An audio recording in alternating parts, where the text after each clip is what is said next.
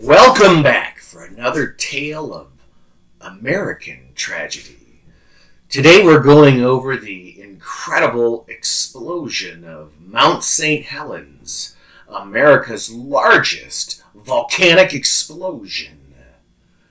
Mount St. Helens was one of the larger volcanoes in the continental United States, yet it had been curiously silent for over 125 years.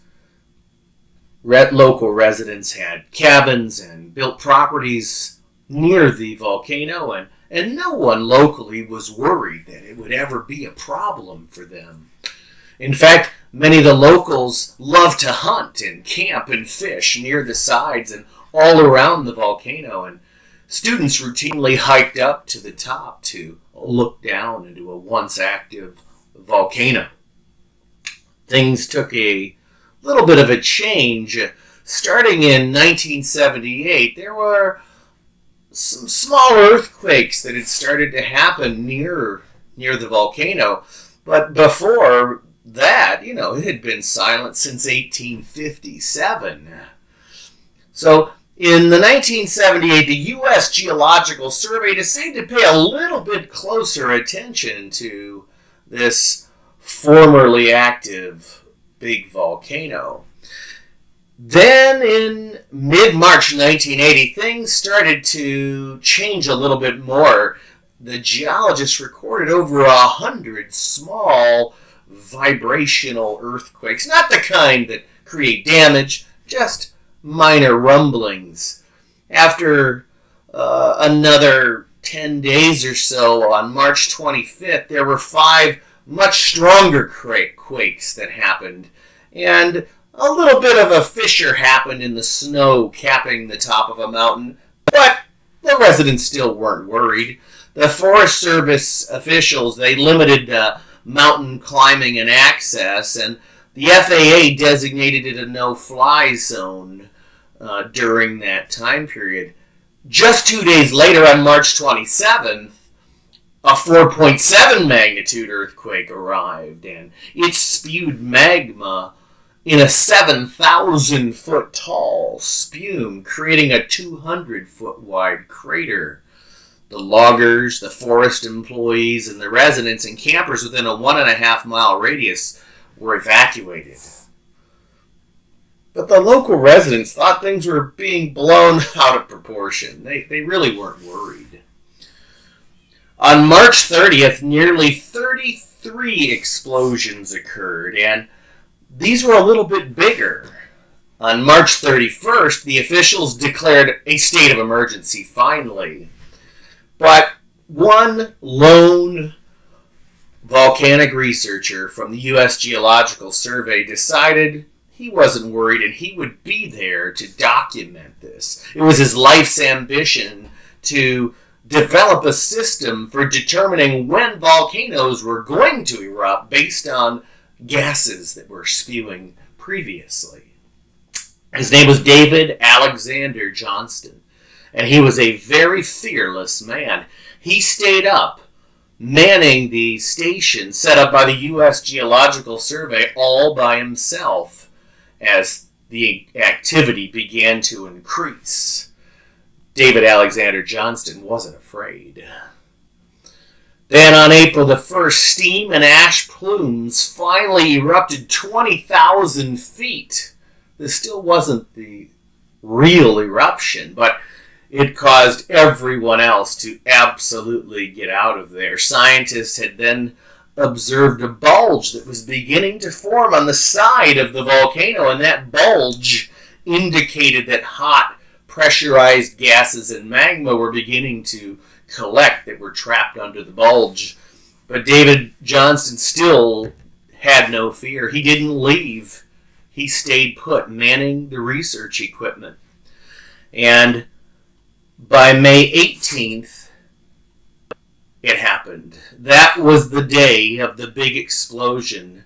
There was a gigantic earthquake that was much higher, and it had created the largest earth-based landslide in continental American history. And when that rubble collapsed. It exposed that magma pocket that had begun to form under the bulge.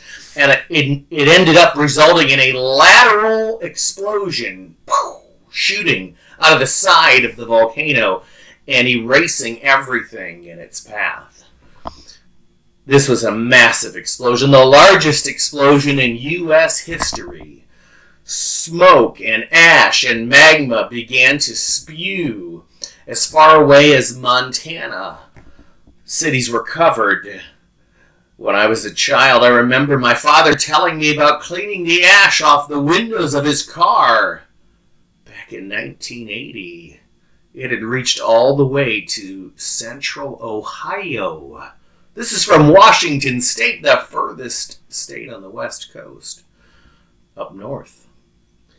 That lateral plume spewed stone 300 miles per hour for 15 miles.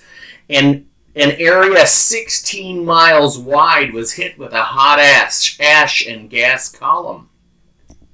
Spokane, Washington, 250 miles northeast, was shrouded in darkness, and ash filled the sky, and 200 square miles of trees were flattened, as if it were a giant atomic explosion. David Alexander Johnston was manning his station at the time of that collapse, and he managed to transmit out a signal, "Vancouver, Vancouver, this is the big one!" And then his radio signals went silent. No one knew what happened to him, and to this day, David Alexander Johnston has still never been found. But he has gone down in the annals of geologist history as a brave man who stayed till the end. But our story doesn't stop there. On the morning of May 18th, 1980, there were some hikers from local Washington, Kelso in fact, and they were camping with 4 friends along the Green River, and as the couple began hiking and camping, they were unaware of the activity that was occurring at the volcano. The eruption and the earthquakes associated that would trigger the largest landslide in U.S. history, they were completely oblivious to. As the landslide happened and the eruption took place, the earth that was dislodged began to reach speeds as high as 180 miles an hour, and it came barreling straight towards their campsite. 24 hours later, over 57 people were killed, and $3.5 billion of property damage occurred in modern dollars. Nelson and Ruff remained camping on the side of the hill when that happened. There were no rumblings, no warning signs to give them any kind of an idea that something of tremendous magnitude was about to take place. The cloud was so dense with sand and debris that it absorbed all the sounds, and in fact became the sound of silence, said geologist Richard Watt, describing the unnatural stillness that took place. In a whoosh, the gritty gust knocked the couple into a deep, dark hole that had been created when 2 gigantic trees were ripped from the ground. While waves of red-hot lava and ash rushed overhead, Nelson and Ruff crouched on the ground in the hole, terrified but miraculously protected from the volcanic explosion. 2 hours later, everything had calmed down, and Nelson and Ruff emerged from the hole, looking around at all of the damage that occurred. They began to hear the cries of Brian Thomas, 22, and Dan Balch, their friends that were camping with them. They found them lodged on top of a pile of debris. Thomas had been hit by a tree and his pelvis was broken. Balch had ash and mud scorch the skin off of his hands and his arms. He crawled into a muddy river and he hid there to seek relief from the burning skin on his hands and his arms.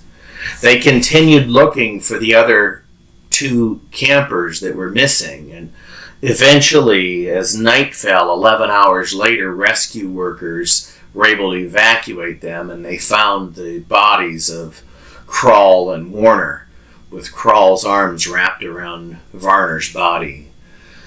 So it was a tragedy with a happy ending. 4 campers in the direct path of the explosion managed to survive, while 57 others lost their life, including 2 of their party.